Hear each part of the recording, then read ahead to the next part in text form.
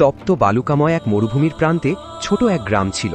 সেখানে বাস করতেন এক বৃদ্ধা দরবেশ নারী। গ্রামের মানুষ তাকে ভালোবেসে ডাকত বিবি সাবরা।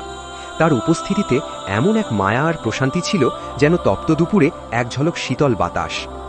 এক দুপুরে দুজন মুসাফির তৃষ্ণায় কাতর হয়ে তার দরজায় এসে আছড়ে পড়ল। তাদের ঠোঁট ফেটে চৌচির, শরীর দুর্বল, আর চোখে মুখে মৃত্যুর ছায়া। বিবি সাবরার কাছে তখন সম্বল বলতে ছিল মাত্র এক পেয়ালা পানি, যা দিয়ে কেবল একজনের প্রাণ বাঁচানো সম্ভব। প্রথম মুসাফির হাত জোর করে বলল, আমাকে দিন, নইলে আমি পথেই মরে যাব। দ্বিতীয়জন আর্তনাদ করে বলল, না, আমাকে দিন, আমি অসুস্থ, আমি বাঁচব না। বিবি সাবরা গভীর সংকটে পড়লেন। একজনকে দিলে অন্যজনের প্রতি অবিচার হবে। তিনি দুজনের দিকে তাকালেন, তারপর আকাশের দিকে তাকিয়ে মুচকি হেসে বিড়বিড় করে দোয়া করলেন।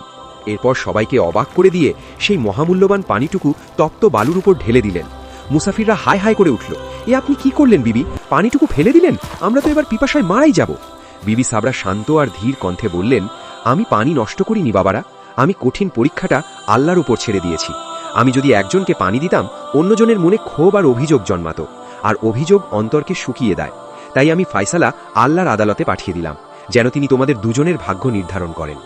তার কথা শেষ হতে না হতেই দূরে ধুলো উঠতে দেখা গেল। বিস্ময়করভাবে পথ ভুল করা বিশাল এক ধনী বণিকের উটের কাফেলা এসে থামল ঠিক তাদের দরজায়।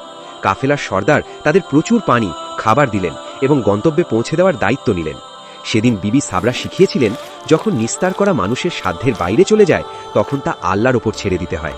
বিশ্বাস রাখুন, আল্লাহ কখনোই তার বান্দার ওপর জুলুম হতে দেন না।